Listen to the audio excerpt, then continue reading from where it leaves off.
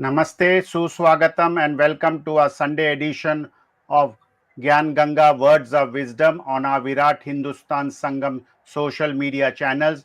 As you all know that we are on various platforms at the same time every Sunday at 8 p.m.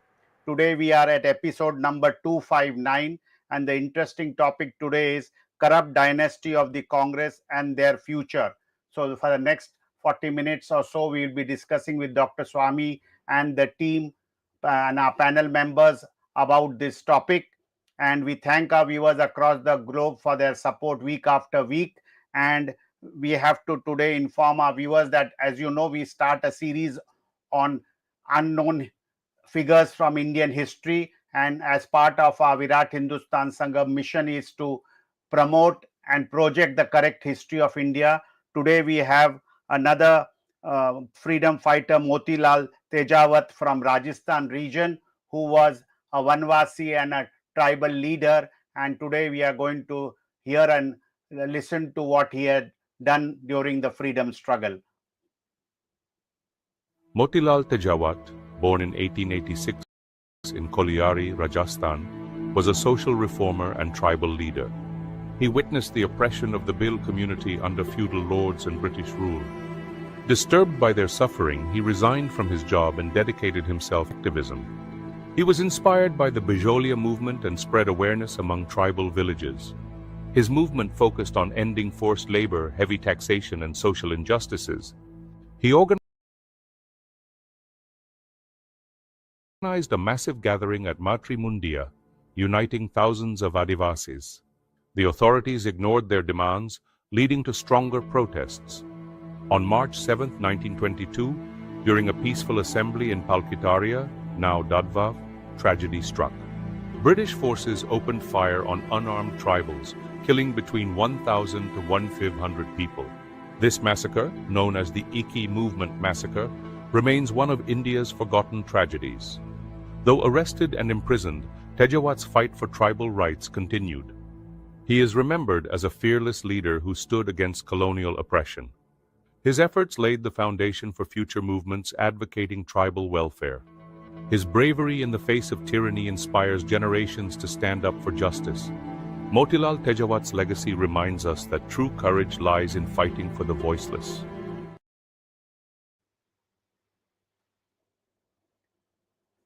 We have a slide in Hindi and English on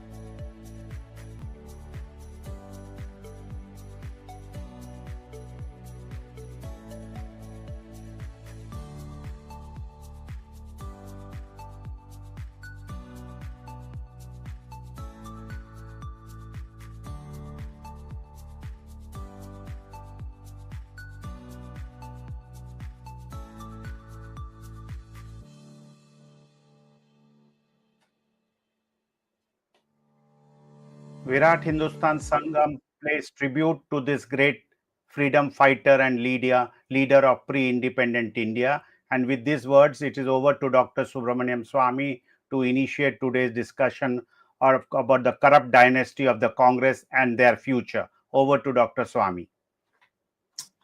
Thank you, Jagdish. There's been a fair amount of demand for us to speak about on this issue, and that's why we have chosen this topic for today. First of all, the question of the dynasty. Let me say that if you look at the number of people who have come from the family, Motilal Nehru, then Jawaharlal Nehru, and then Indira Gandhi, and then Rajiv Gandhi, and then Sonia Gandhi under camouflage because she had a problem about citizenship, and now Rahul Gandhi, Priyanka Gandhi, maybe Priyanka Gandhi's husband also may later. So no other family in Indian politics from the freedom movement onwards are in such large numbers and in such sequence. So this concept of dynasty is something that we need to be aware of, and this is one of the reasons why we are holding this program today, is to make the people more aware and take it to its logical conclusion. Now, besides this, I would like to add to it that as the generation goes on, their corruption also seems to be increasing. Today, although Rajiv Gandhi, I've always maintained that on Bofors, it's really Sonia Gandhi, her brother-in-law, and her sisters who did most of the siphoning off on the name of Bofors. And but he was the prime minister, so he had to bear the burden of that. But essentially, the Nehru family, so to speak, has now marched into the Italian mix also, and therefore we have to be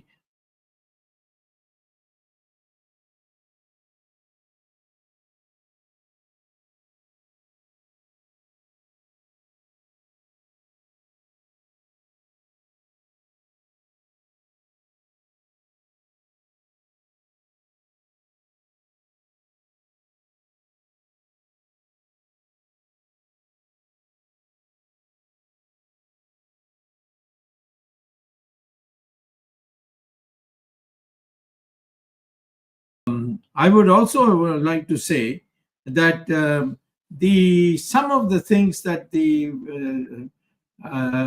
people like Rahul Gandhi have done is disgusting. For example, in Amethi, he and 3 foreigners went there to the Dak Bungalow, and then there was a young girl who was in the youth movement, and she was summoned at night at 9 o'clock, and then all of them did what they should be doing. And that poor girl came running with all her clothes turned up.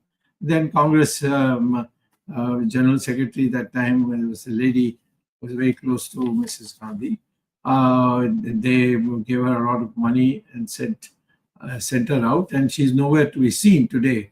But otherwise, she was a person in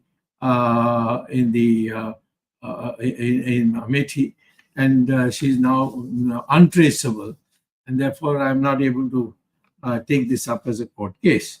Then you have Mr. Rahul Gandhi going several times.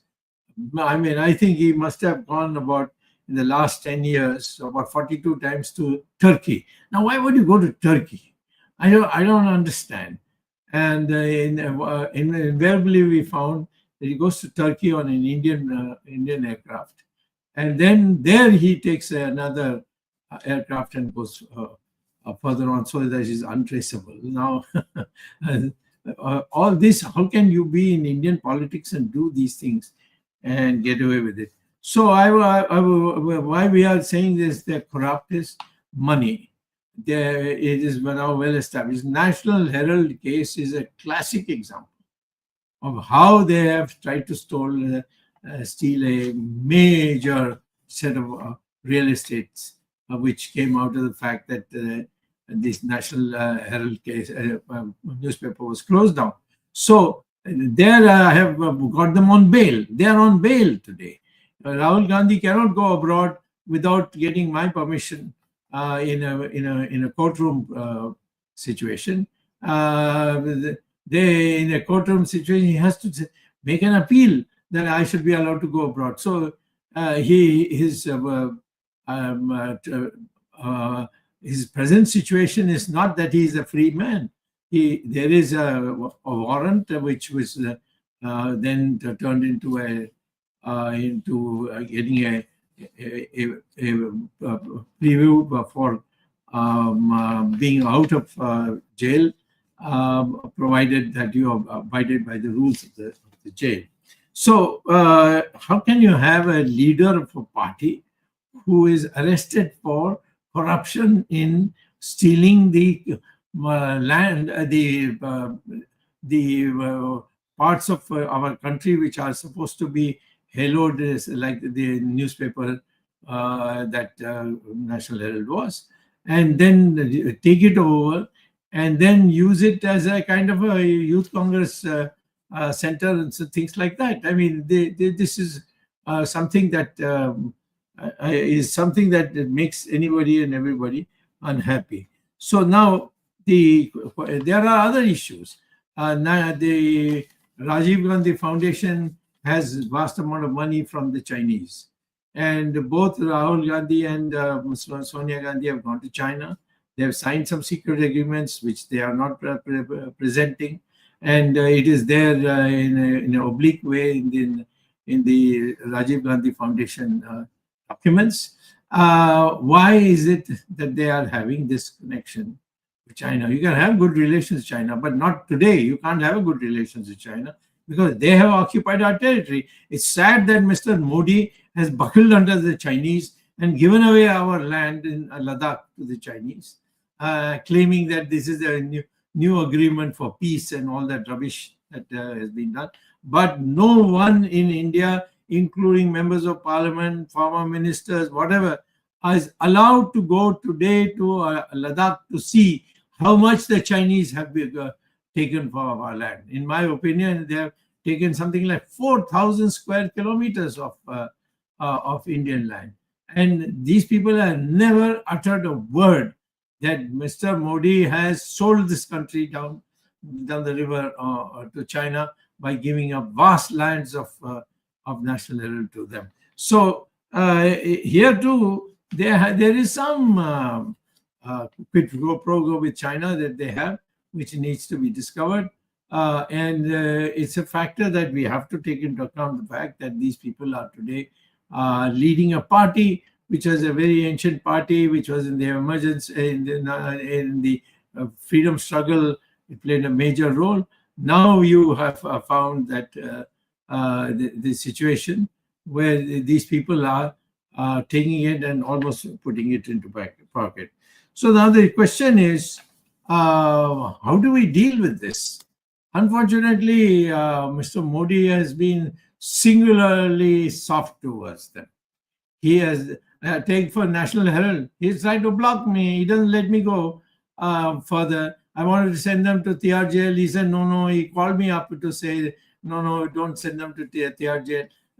So I think there seems to be some understanding between Mr. Modi and Sonia Gandhi, because in Gujarat also, I think the Congress, which was ruling in power, they were also, helping Modi to stay out of trouble there. And there must be something, because even when Mr. Modi was sworn in as the Prime Minister in the Rashtrapati Bhavan, the first person he had a one-to-one talk in that was pictures came of it. That's how I know. With Sonia Gandhi. What was there to discuss with Sonia Gandhi?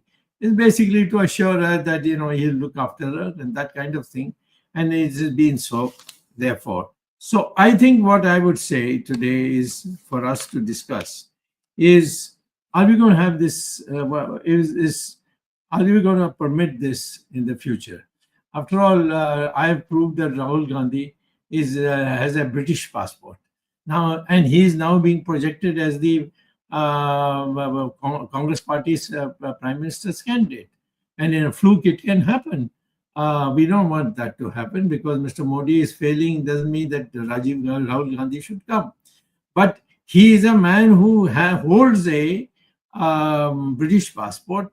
I've given these documents. Nobody has denied it. Mr. Rahul Gandhi has not replied even one line as to whether even to say that no, all these documents are wrong, and nothing of the kind, because everything has his signature in it. And I've got it from the British, from Britain, and it was, and then it was checked by the Indian government whether the documents I have brought in, which the then Home Minister Rajnath Singh had it verified, and then he sent a notice, show cause notice, to Rahul Gandhi, which he never replied. And Mr. Amit Shah, sitting quietly, not even bothering to send a reminder or making any steps, taking any steps about it. And obviously, Mr. Modi must have told him that you lay off this and let them be, or something like that. But we can't run Indian politics and democracy where some people are more important than other people. Everybody has a single vote, and that vote makes them all equal. And I think the reason why I want to bring this out is to say that the future cannot be run by such what would be what I would call people who have been fully been in the criminal way, acting in this country against the Indian interests. Their policies are also in favor of foreign countries, and therefore that is why I thought we should discuss this in the Gyan Ganga meeting. And so over to you, Jagdish, to take it forward. Thank you, Dr. Swamy, for those introductory remarks. I would now request Arvind Chaturvedi to have his views, and then we can discuss this issue in the program further. Professor Arvind Chaturvedi. Thank you, Jagdish. Doctor Swami, मैं थोड़ा हिंदी में बात करूंगा. हमारे बहुत से उत्तर भारत के जो दर्शक हैं हमारे कार्यक्रम के, वो थोड़ा इसमें जब हम गांधी परिवार की बात करते हैं, हम 2014 की भारतीय जनता पार्टी की चुनाव की जो अभियान था उससे प्रारंभ करें तो गांधी परिवार के राज में जो भ्रष्टाचार हुआ था उसी को मुद्दा बनाकर भारतीय जनता पार्टी और नरेंद्र मोदी जी ने स्वयं पूरा अभियान चलाया था. और राहुल गांधी हो, सोनिया गांधी हो, चाहे वो 2G के मामला हो, चाहे वो कॉमनवेल्थ गेम्स का मामला हो, ये 50 मामले ऐसे हैं जिनमें आपने लीड ली थी, आपने शुरुआत की थी और उन्होंने इसका फायदा उठाया कैंपेन में. उन्होंने एक मुद्दा और भी उठाया था उनके परिवार के जो प्रियंका के पति रॉबर्ट वड्रा का, और उन्होंने 2G में राहुल जी और दामाद जी शब्द का इस्तेमाल किया था. और चुनाव दर चुनाव, चाहे वो राज्यों के चुनाव हो, चाहे वो केंद्र का चुनाव हो, उन्होंने ये कहा था कि हम वाड्रा परिवार के जो भ्रष्टाचार है उनको भी उजागर करेंगे. तो मैं ये देख रहा हूं कि एक तरह की एमनेस्टी उनको दी जा रही है लगातार.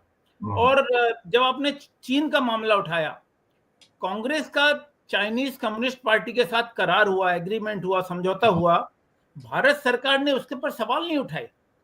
और कुछ लोग तो यहां तक शक कर रहे हैं कि मोदी सरकार किसी न किसी प्रकार गांधी परिवार को बचाने में लगी है, वरना आपका जो नेशनल हेराल्ड का मामला है, इस मामले में अब तक तो सजा हो जानी चाहिए थी. तो जो सरकार को मदद करनी चाहिए थी भ्रष्टाचार के लिए, खासतौर से जो चुनावी मुद्दा था, तो आपको नहीं लगता कि कहीं न कहीं मोदी सरकार भी उतनी ही दोषी है भ्रष्टाचारियों को बचाने में, और इसीलिए ये भ्रष्टाचारी बचे हुए हैं?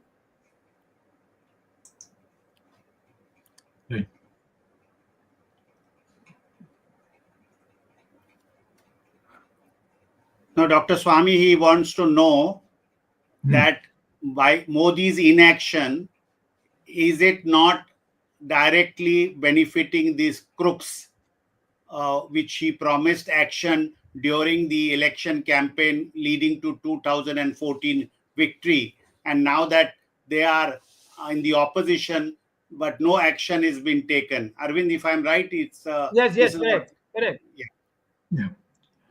Well, there's no doubt about it. In fact, he knew very well that Sonia Gandhi has a huge bank account in Europe. I myself have given him 3 bank names where she has got, in her name, she's got accounts. Pictet Bank in Geneva, in a little north of Geneva. And similarly, she's got it in Britain. Rahul Gandhi, I've given him, he's even taken the citizenship of Britain. Now you leave everything aside.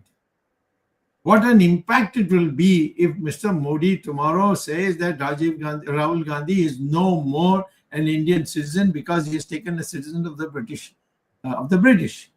Our constitution and these various acts clearly say that you cannot have any other citizenship. If you are an Indian citizen, that's all you will have. And that's Article 99 of the Constitution. So when the Constitutional principle says it, why is it that Mr. Modi is not coming forward and ordering his officials take action against them? And the documents have been produced. Nobody has said that the documents are wrong. The High Court in Delhi has accepted my documents and sent it to the government of India's representatives who are there. So tell us what you have to say. I mean, prima facie, the court has accepted my documents as true. No, but they are not doing it. And I can understand if I was making this case for some person in my own party. But these are the opposition party who have been running us down for years. And now you are not able to take action. So there is no doubt in my mind that Modi and Sonia Gandhi have an agreement. And I think that agreement was on Christmas Day or 2 days before Christmas in 2017 in Sonia Gandhi's residence. They seems to have worked out something. So the actions of the Modi government show that they don't want to touch them. And I don't believe that all this nonsense about sympathy will grow for them. So if somebody commits a crime and the society starts giving sympathy for that criminal, then the society is bad. But that doesn't mean you have to therefore surrender to it. If a crime is committed, you have to immediately go ahead and take action. And I would say that Mr. Modi can prove his bona fide, or at least restore some of his bona fide, if he can at least on the national level in which Sonia and Rahul are on bail, send them to jail, saying that you have been delaying this whole thing and therefore you should be kept in jail and not given bail. He can easily do that. It doesn't have to do anything. Over to you, Chaturvedi. Yes, sir. When we talk about Gandhi family, right from 1987, when Rahul Gandhi was the Prime Minister and the Bofor's case, which you mentioned, was raised, and there's whether it is Swedish radio and all that. So it is almost more than 35 years that this family is under the one corrupt act after the another, but nobody has been able to touch this family. This is the mystery. Yeah, absolutely. No question about it. There are many other things. The huge palatial office or residence that Sonia Gandhi has, she's only a member of parliament. She's not anything else. Many members of parliament have been asked to leave from big bungalows, and they are giving them smaller bungalows like Pandara House, Pandara Road, or things like that, or Rodi Estate. So I would say that we have to go by this principle that unless we get evidence to the contrary, Mr. Modi and Sonia Gandhi and family are in league to be able to run this country in a way when neither will expose the other. So is Modi doing because of the weak leadership of Sonia Gandhi and Rahul Gandhi so that he can comfortably continue? I don't think it is that only. I think Mr. Modi's behavior towards China is an example where there may be other forces which are bringing the two together. After all, Modi did go 10 times as chief minister of Gujarat. He went 10 times to China. And that time the ambassador of India was Jaishankar. And there were no meetings with any of these people, nothing discussed. No, I went to China and I got Kailash Mansaro opened. I mean, that's the kind of thing I was doing, getting something for India. What did he do in these 10 days? Nothing. At 10 years, 10 times that he went, he did nothing. And why was the ambassador of India looking after the social needs of Mr. Modi? And then you have this situation where the Chinese are gobbled up 4,064 square kilometers of Ladakh's land, undisputed land. They've gobbled it, and he's agreed that the Chinese can have it, and has drawn a new map and not made it public. Today, if you want to go to Ladakh, you cannot go because the government will not give you permission to go to those parts. So there are so many things which are sordid and it's tragic. And we who talk about patriotism, our party talks about patriotism, Hindutva and all that, all this is being thrown down the drain. Dr. Swamy, as you have already said and replied to Arvind Chaturvedi also, and you have mentioned in the, because our viewers are asking, and we have displayed some of the questions here. Viewers are shocked because in 2014, people like you and others all worked for the victory of the BJP, which was led by Narendra Modi. And the tripod that brought victory to the BJP was the Hindutva, the anti-corruption crusade, which was led by you, and Modi's good governance, which was being showcased when he was CM of Gujarat. Now, after having come to power, our viewers are wondering why not a single corruption case has been filed against this corrupt Congress dynasty crooks. When I say this, everybody knows whom we are referring to, Rahul and Sonia and Robert Vadra, all those who have been dabbling in politics. And in fact, if you look at Modi's speech throughout the campaign, he was referring to these people's corruption. And he says, when I come back to power, I will ensure that all the black money which is stashed abroad comes back. Now, not only if this is for the viewers and all the unbucks and gun bucks, they get very rattled if we question anything of Modi. And I'm saying this with reference to the black money and Sonia Rahul's corruption cases. Not a single case against Sonia and Rahul. And second, not a single rupee of the black money has come from abroad. In fact, I was told that the first decision, cabinet decision of that fateful day of 26th of May 2014 was to set up a SIT. And for few months and years, I'm told that they were not even given an office in Ashoka Hotel or wherever it was put up. So not a single rupee of the black money is come.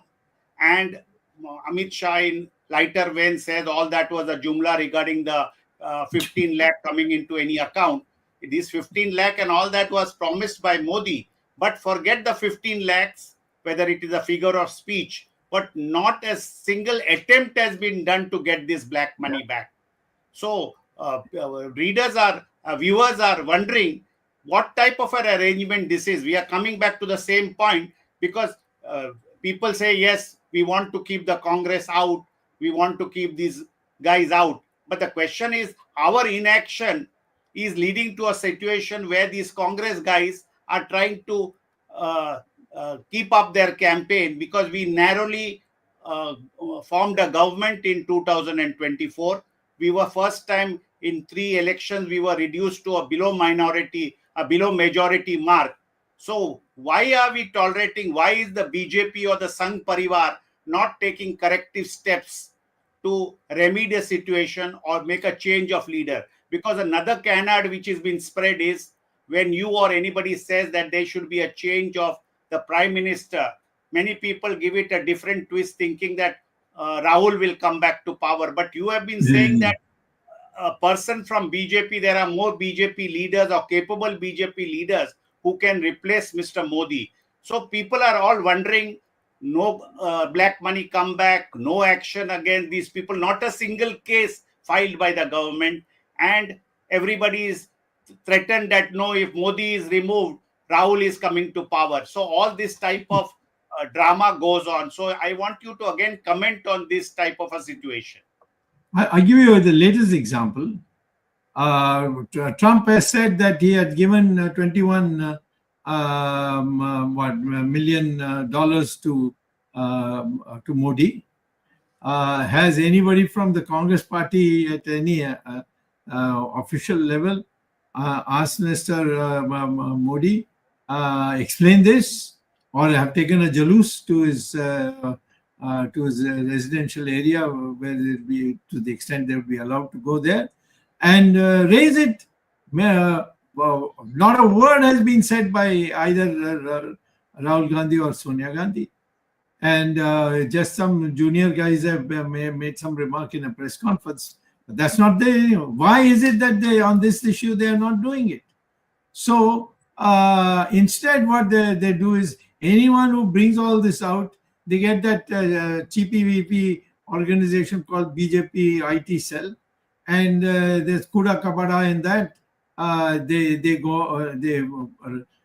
let off a series of abuses, which of course nobody cares for. But the fact is, it is all on public money. They get an office in our party office. So all this shows that all that Mr. Modi is interested in is that he should be there permanently in office, and anyone within the party who can give an alternative view should be crushed. And from the opposition, you should be goody-goody with them, and in case they come to power, they don't do harmful things to you. I don't know what the logic is, but I am asking this question. Please give me an example.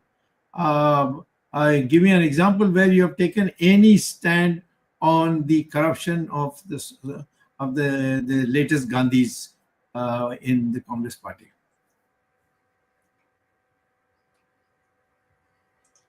Arvind, आपका अगला सवाल. हाँ, मेरा सवाल मैं इसमें एक जो हमारा शीर्षक है आज का, corruption of the Congress, corrupt dynasty of the Congress. I want to add, instead of corruption, we should also add anti-national, because Dr. Swamy ने अभी टर्की का बात किया. So many visits Rahul Gandhi has made to the Turkey.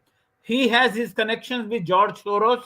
Whenever he visited US, he has been exposed about having the meetings with the anti-national people, Pakistani people, and we all know that Congress has signed an agreement with Chinese Communist Party, which is also against India.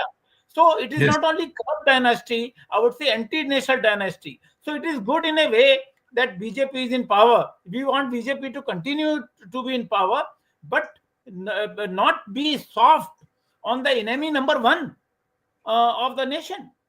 It's not only the national enemy, but corruption is well known. So therefore, we must have a policy of the ruling party to crush wherever possible the corrupt people and anti-national people.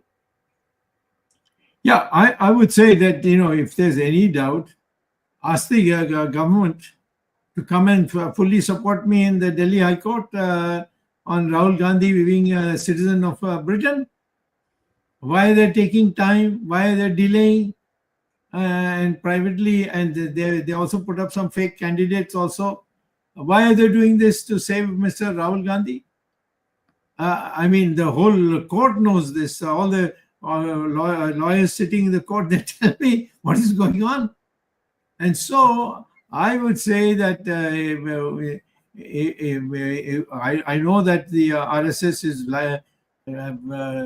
regarded very, very well by everyone, because they've either they have been pracharaks, or they have been in the shakas, or they have been interacting with them in crisis times. Like I, during the emergency, was very close with them, and later on with other members of the other satsang chalaks, I had done a lot of things together. So I have great regard for them. But I'm saying that, this whole idea of Hindutva spreading in our country will go to dogs if we don't put an end to this kind of betrayal of our ideology and fighting of those who are against India's nationalism.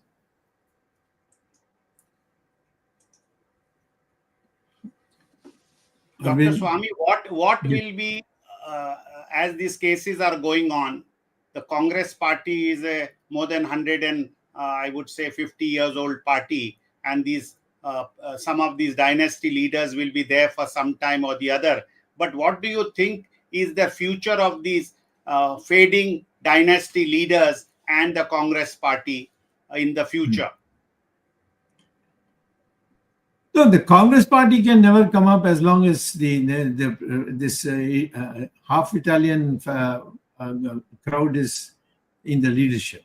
The Indian people, they will not publicly say anything, but in the end, quietly, like they defeated Mrs. Gandhi in the emergency. Nobody ever thought that Mrs. Gandhi would lose in the emergency. But suddenly, people who were all quiet and were talking about buses running on time and officers coming into office on time, suddenly they found that the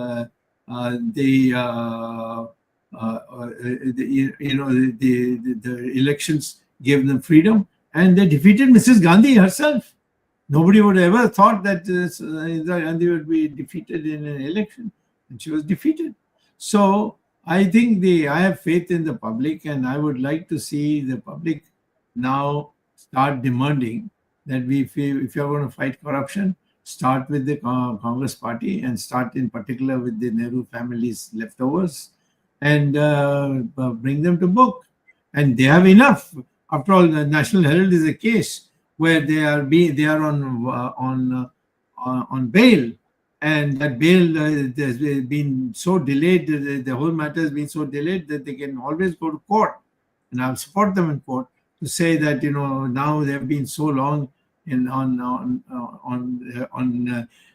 bail. Let them now be put in for some time in jail, in the Tihar jail, and I'm sure the courts will agree to it. Yeah, Dr. Swamy, I am taking this question of a viewer and just answering the question also. For the viewers, a voter list is prepared based on which a voter is registered as a voter, and based on it, he could fight elections or vote in the elections. But when somebody brings it to the notice of the government or the agencies that somebody else is even claiming a citizenship of another country, then the Home Ministry has to conduct an inquiry after giving sufficient notice to the individual and giving him an opportunity to give his say in the matter.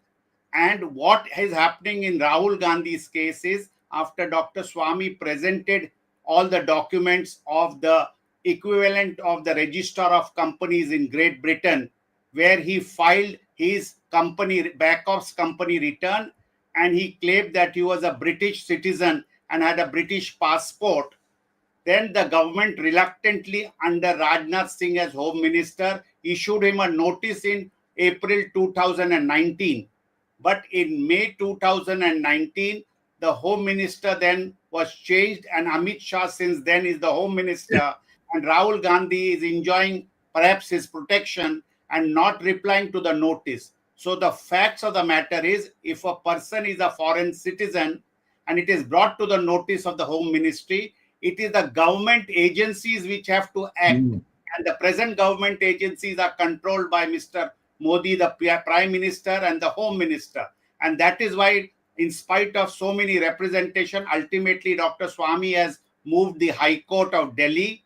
And just this week, earlier in this week, the High Court, after seeing all the papers and the arguments and the government advocate's appearance, he asked the government to take instruction and find out what they have done on Dr. Swamy's representation and what has happened to the notice issued to Rahul Gandhi. This is for the benefit of our viewers who sometimes do not understand, and they think it's automatic that one loses its citizenship. Yes, but it has to be conclusively, government action is required, and when the government itself is going slow or protecting, then Dr. Swamy as a private individual has to go to court. In fact, many people wonder, government is in power and they can, by an executive authority, do many of the investigation. National Herald, the government can become the prosecutor. In any other cases also, it's not left to the private individual. Private individual brings it to the notice of the public and perhaps the court if the party is in opposition. But when a party comes to power, it is their duty, because they claim that they are out to remove corruption and fight against black money. The government itself can become the prosecutor and take over many of these cases which Dr. Swamy is fighting against the corrupt Congress dynasty crooks. Good. Absolutely well summarized. Arvind Chaturvedi, we have already gone past 45 minutes. Yeah. I think only this week this case came up about the citizenship of Rahul Gandhi, and as we all know, some leader from Karnataka has filed a parallel case in Allahabad High Court, which is only basically derail Dr. Swamy's case. And Dr. Swamy has been writing to the Home Ministry since 2016. 2019, Rajnath Singh also issued a notice to Rahul Gandhi, and he has not replied. So government is sitting silent. That shows very clearly the intention of the government is not to punish the culprit, not to take action against the corrupt, but only protect the corrupt. And as Dr. Swamy rightly said, people have started believing that Modi government and the Home Ministry under Modi government is protecting or trying to protect Rahul Gandhi in this case, and therefore they're not taking action. Well, I'm also surprised that after losing maybe about 3-4 dozen elections under the leadership of Gandhi family, the Congress people are also not revolting. In fact, 2014 onwards, except Himachal Pradesh, Telangana and Karnataka, they have not won anywhere any election of any type. And Delhi, they have lost 6 elections with 0 seats, 3 Lok Sabha elections and 3 assembly elections. But well, that is the path Congress is enjoying, and so let them do it. But we appeal to the BJP government led by Prime Minister Narendra Modi to be serious against this corrupt dynasty and take action. Thank you, Dr. Swamy, for highlighting this again. Maybe 3-4 times in past also we have raised this issue, but still the government is not waking up. The idea is to shake the conscience of the government so that government takes an action in the interest of the nation. Thank you very much. Thanks Jagdish Shetty for anchoring the program. Ramesh Swamy could not join today. Thanks the technical team led by Ashish Shetty, Swaminathan, Tejas Navalgul, Gadgi Rakesh, Ishwar Iyer, Ajesh Nair, and Gurdat Shetty. Like this, we will be meeting once again next Saturday, 8 p.m. Indian Standard Time with a new topic and Dr. SUBRAMANIAN SWAMY. Today, we have already touched about 50 minutes. Thank you very much, viewers, for supporting us. We will be meeting next Sunday. Till then, Namaskar, Jai Hind. Jai Hind, Jai Shri Ram.